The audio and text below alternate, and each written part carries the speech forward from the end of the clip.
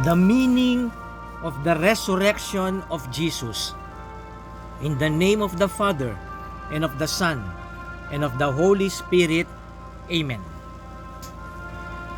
We can mention 5 meanings of the resurrection of Jesus.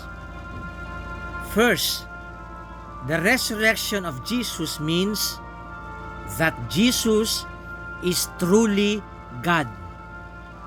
In Romans chapter 1 verse 4, we hear, "He was shown with great power to be the Son of God by being raised from death."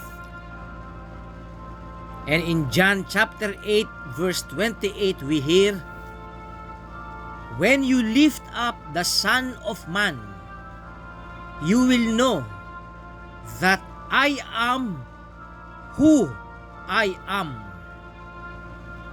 Second, the resurrection of Jesus means that the penalty for our sin has been paid completely.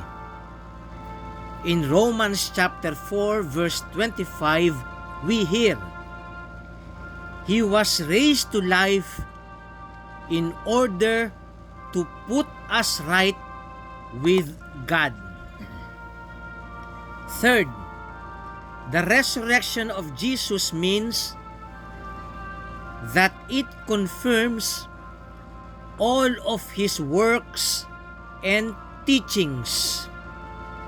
In 1 Corinthians chapter 15 verses 12 and 14 we hear, "Now, since our message is that Christ has been raised from death, how can some of you say that the dead will not be raised to life?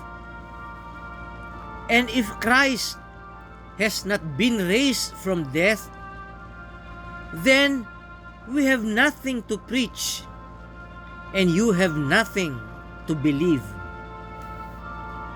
Fourth, the resurrection of Jesus means that it is the fulfillment of the promises of the Old Testament and of Jesus Himself during His earthly life.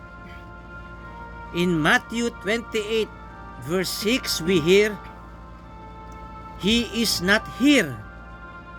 He has been raised, just as He said."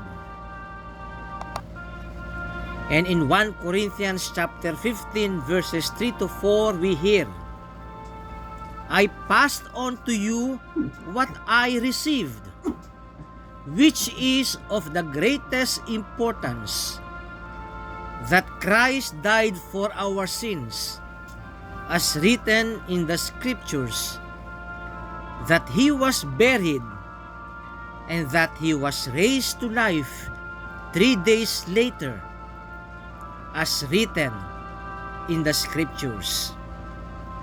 And fifth, the resurrection of Jesus means that it is the source of our future resurrection. In 1 Corinthians chapter 15 verses 20 to 22 we hear, "Christ has been raised for the dead, the first fruits of those who have fallen asleep. For as in Adam all die, so also in Christ shall all be made alive. In the name of the Father, and of the Son, and of the Holy Spirit. Amen."